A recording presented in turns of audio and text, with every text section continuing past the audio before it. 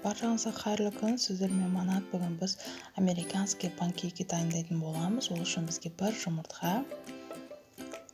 жұмыртқамызға 50 грамм шекерімізді венчиктің көмегімен жақсылап араластырып аламыз. Менің YouTube каналыма жазылып, қоңырау белгісін басуды ұмытпаңыздар. Осылай аппақ көпіршігенше венчиктің немесе қасықтың көмегімен жақсылап араластырып аламыз. Бізге бұл жерде ешқандай миксер қажет болмайды.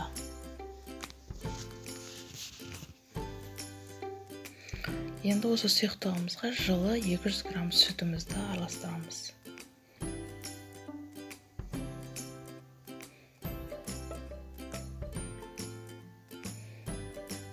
Осы сұйықтығымызға енді бірінші ұнымызға 1 шай қасық разрыхитель, яғни қосқышымызды алдымен ұнымызға араластырып аламыз. Ұнымыздың өлшемі 140 грамм. Содан кейін барып осы сұйықтығымызға ұнымызды араластыратын боламыз.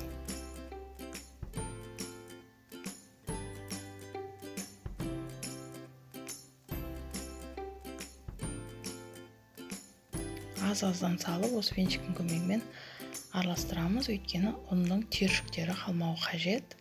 Барлығы біркелкі араласуы қажет. Сол үшін ұнымызды бөліп елекпен сасаңыздар да болады.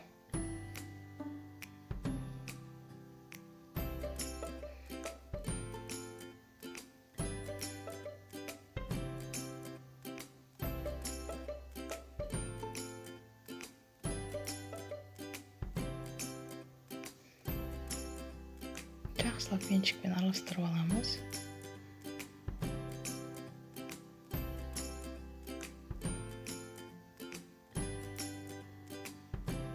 Енді 40 грамм сливочный май, яғни ерітілген сливочный майымызды қосып араластыратын боламыз.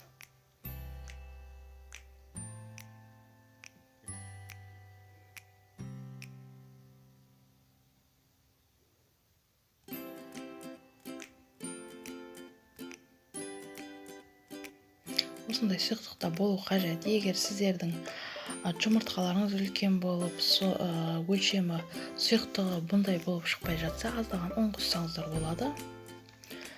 Осылай қызған тапада, орташа отта кішкене ғана май құятын шөмесімізді өлшеп құямыз.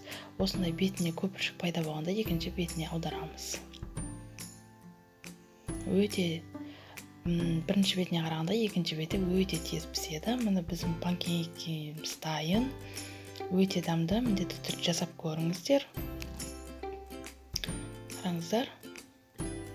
Өте жұмсақ, бір жасағаннан ақ осындай панкейки дайындауға болады.